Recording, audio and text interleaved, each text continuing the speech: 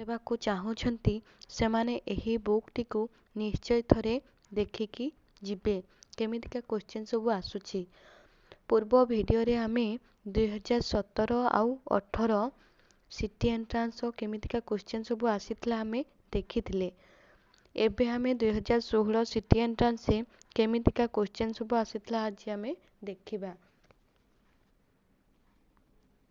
ତାହେଲେ ଇଏ ହେଉଛି ଆମର ସେକ୍ସନ୍ 1।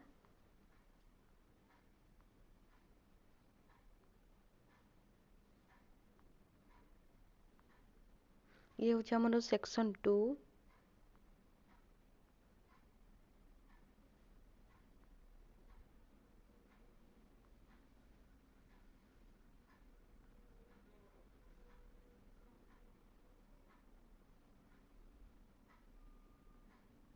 ଇଏ ହେଉଛି ଆମର ସମସ୍ତ କ୍ୱେଶ୍ଚିନ୍ର ସବୁ ଆନ୍ସର୍ ଗୁଡ଼ା ଦେଇଛି। 100ଟି କ୍ୱେଶ୍ଚିନ୍ର ଆନ୍ସର୍ ସବୁ ଏଇଠି ଦେଇଛି, ତମେମାନେ ମଧ୍ୟ ଦେଖିପାରିବ। ତାହେଲେ ଆମେ ଓଡ଼ିଆଟିକୁ ଆଲୋଚନା କରିବା। ପୁରୀରେ ବହୁତ ବଡ଼ ବଡ଼ ମଠ ଅଛି।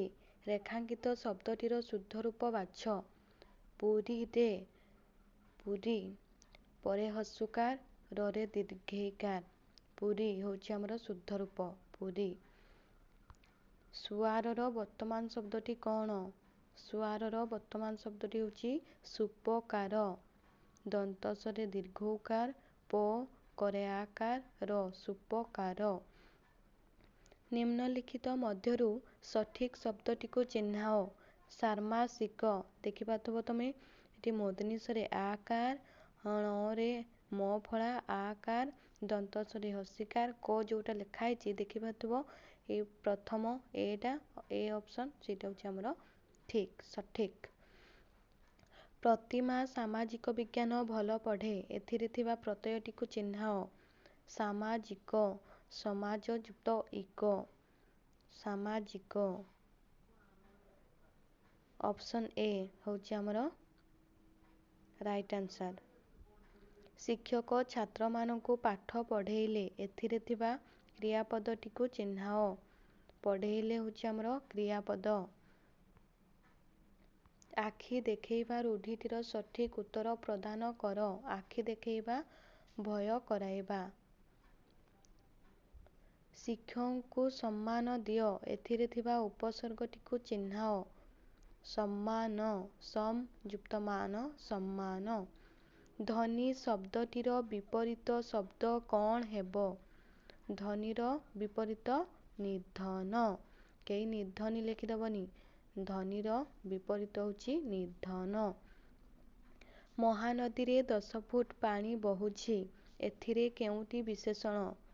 କୋଉଠି ବିଶେଷଣ? 10 ଫୁଟ। ଇଏ ହେଉଛି ଆମର ବିଶେଷଣ। ବିଶେଷଣ ପଦ କାହାକୁ କୁହାଯାଏ?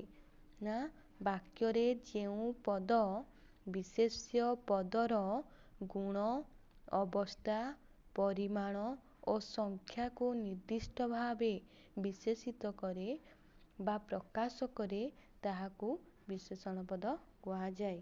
ହଁ କି ନାହିଁ? ତାହେଲେ ଇଏ ଥିଲା ଆମର 49। 50 ଚିତା କାଟିବା। ଚିତା କାଟିବା ରୂଢ଼ିଟିର ଉତ୍ତର ପ୍ରଦାନ କର। ଚିତା କାଟିବା ହେଉଛି ଠକିବା। ସଠିକ୍ ଶବ୍ଦଟିକୁ ଚିହ୍ନାଇ ଦିଅ।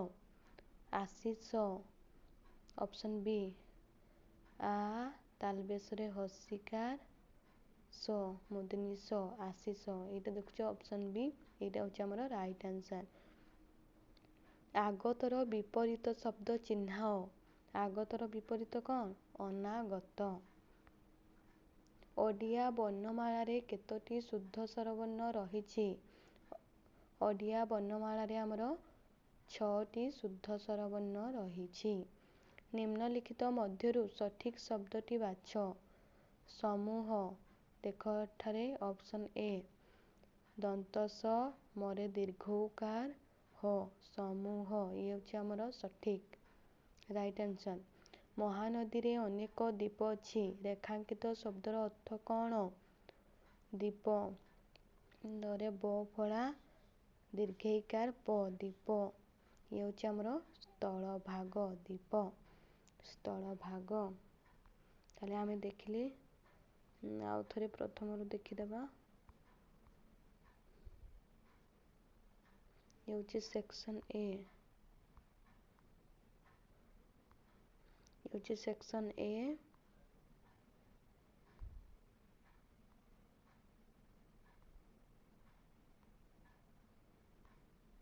ଇଏ ହେଉଛି ସେକ୍ସନ୍ 2, ସେକ୍ସନ୍ ବି।